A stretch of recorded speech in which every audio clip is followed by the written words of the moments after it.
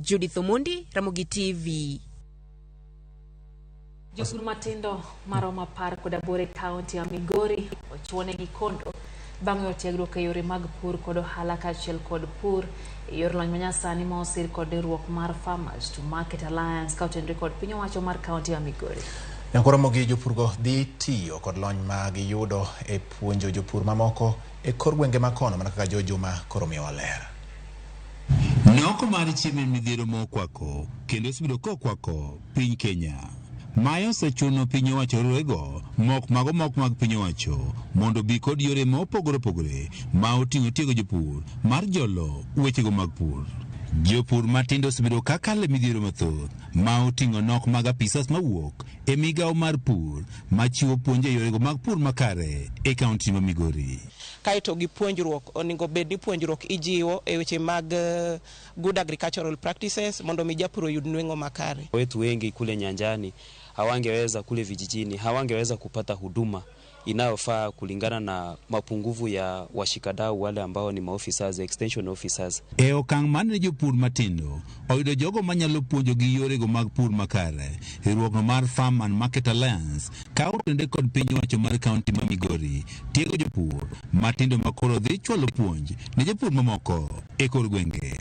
Kendo gikonyo jopur mondo yuto margi omedre kendo jopur okaw pur kaka ohala. Kano records magwa e simu manyasani, masimu no bendo miwa kod kuza kaachiel kotudre kod FTMA.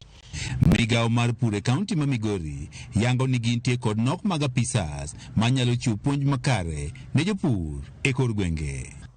Waduto wang'eyo ni sirikal sani population ni malo, jotich mag sirikal mochung' e weche mag puonjo jopur iyudo ka ok inyal reach jopur go te at the same time. Koro ka jogi nobiro gi model makonyo jopur mamoko ma wanyalo luongo ni model farmers mondo gimigi knowledge ma gimbe ginyalo pass ne jopur mamoko.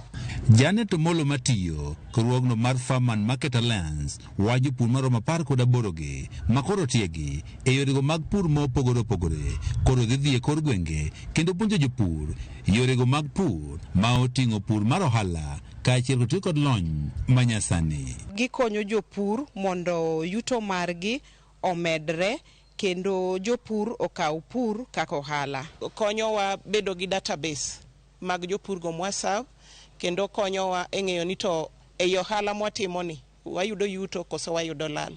E seche bende koro chenro mag tiego jopur matindo dhi nyime, ywak bende koro pod nitiere ni nengo mamalo mar mbolea kaachiel kod kothe be koro thiro weche mag pur e kaunti ni. Maduong' monego tim ahinya en weche mag pimo lo, ng'eyo ngima mar lowo mondo sama japur tiyo kod mbolea to tiyo kod mbolea no makare.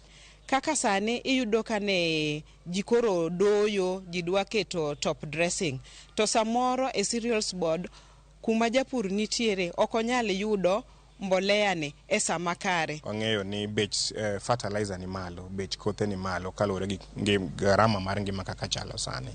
Jopur matinde kaunti ma Migori jiwo mondo ti kod lony manyasani makoro nyalo konyogi e ting'o malo nweng'o margi e kinde ni mantie lokruok mar kor lwasi. Kaunti ma Migori nyaka sani nitie kod jopurgo matindo malo 100. George Juma, Ramogi TV, Migori.